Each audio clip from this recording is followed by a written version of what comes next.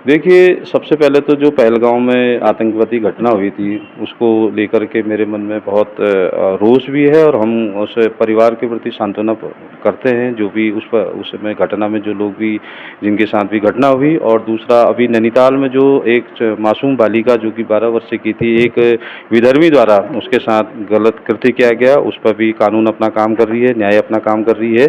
और मैं उस परिवार के साथ खड़ा हूँ। मेरे साथ महिला आयोग के दोनों सदस्य यहाँ पर आए हुए थे और पूरी हमारी सरकार, हमारे शासन, डीएम, एसएसपी, कमिश्नर, जो भी हमारा शासन, उसने उसको बहुत अच्छी तरह लोगों के बीच में बातचीत समन्वय में बैठाते हुए और उस जो व्यक्ति है उसको गिरफ्तार किया गया है और कोर्ट में उसको पेशी करने के बाद जेल भेज दिया गया है।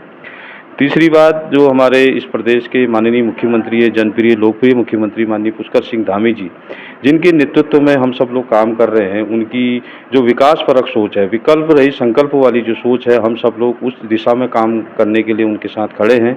मैंने देखा कि माननीय मुख्यमंत्री जी प्रत्येक जनपदों के दौरे में वहाँ पर जब सुबह घूमने के लिए निकलते हैं, प्रत्येक व्यक्ति से संवाद करते हुए उसके आधार पर योजनाएं तय करते हैं।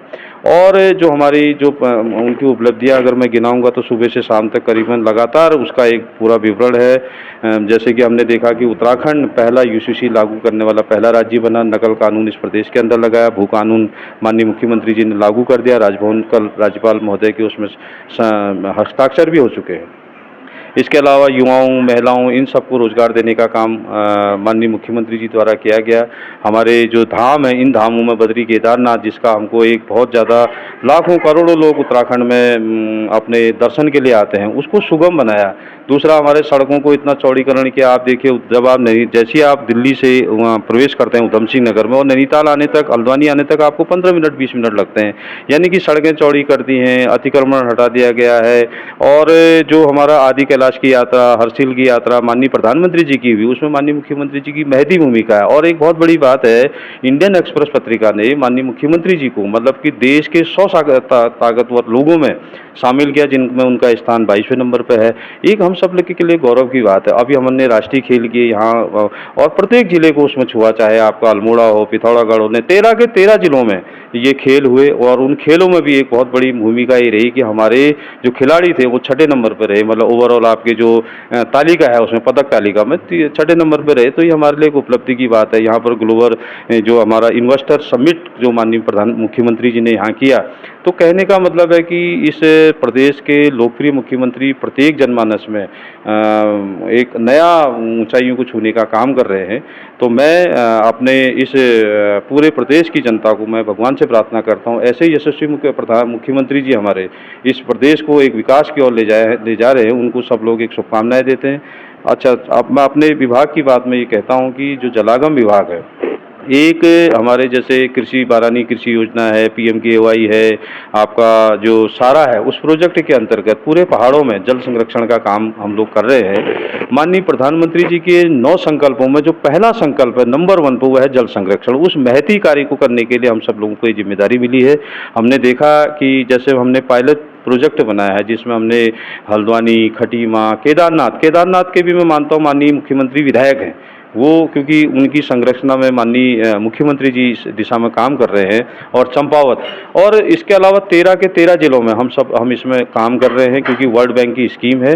वर्ल्ड बैंक की स्कीम में विभाग के अंदर हम इसमें ट्रेनिंग देने का भी काम कर रहे हैं। और इसमें हम जो है आपने जो नदी नाले हैं दौरे वो हैं, उनको भी संरक्षित करने के लिए चेक डैम है, वो सब बनाने का काम कर रहे हैं। क्योंकि क्या था कि पहाड़ों से लोग पलायन कर रहे हैं, एक बहुत गंभीर विषय है। उस पलायन को रोकने के लिए कृषि आधारित, क्योंकि भारत में जो अधिकतर भूमि है वो कृषि आधारित भूमि है, तो उत्तराखंड में भी अधिकतर लोगों ने पलायन कर लिया। क्योंकि उसका कारण क्या है, ये बंदर है या जानवर है, वो खेतों को नुकसान कर रहे हैं।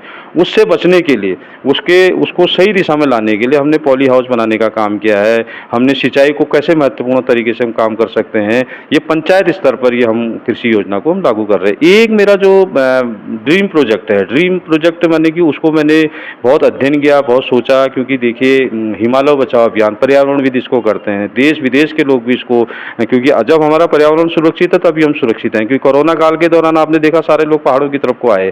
तो एक नई चीज़ है कि जैसे हम ये कर सकते हैं, जो बाज के पेड़ हैं, पूरे प्रदेश के अंदर हम लगा सकते हैं। ये मैंने अपनी तरफ से इसको मैंने माननीय मुख्यमंत्री जी से निवेदन भी किया। हम उसमें प्रोजेक्ट भी उसमें बना रहे हैं, क्योंकि अगर हम बाँज के पेड़ लगाएंगे तो जल संरक्षण नेचुरली तौर पर होगा, पानी आएगा, हरा भरा होगा। और क्योंकि आप अभी देख रहे हैं कि सारे पहाड़ों में एसी, कूलर, पंखे चल रहे हैं, जबकि आवश्यकता नहीं होनी चाहिए। हवा ताज़ी हवा आती है, बाँज के पेड़ लगाने हमको चाहिए।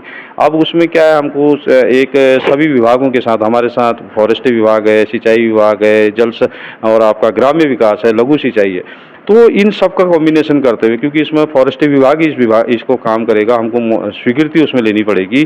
तो हम सारे पहाड़ के अंदर, चाहे कुमाऊं के जिले हो, चाहे गढ़वाल क्षेत्र के जिले हो, सब में बाँज के पेड़ लगाएंगे। उसका दूरगामी परिणाम भविष्य में होगा, क्योंकि चीड़ के पेड़ के कारण से क्या होता है, नुकसान, फायदा तो होता ही होता है। देखिए, उद्योग के रूप में तो हम उसको कह सकते हैं फायदा हो रहा है, लेकिन नुकसान क्या हो रहा है, कार्बन डाइऑक्साइड पैदा हो रही है, कि पूरे जंगलों में आग लग रही है, दूसरा पेड़ वहाँ पर लग नहीं सकता है।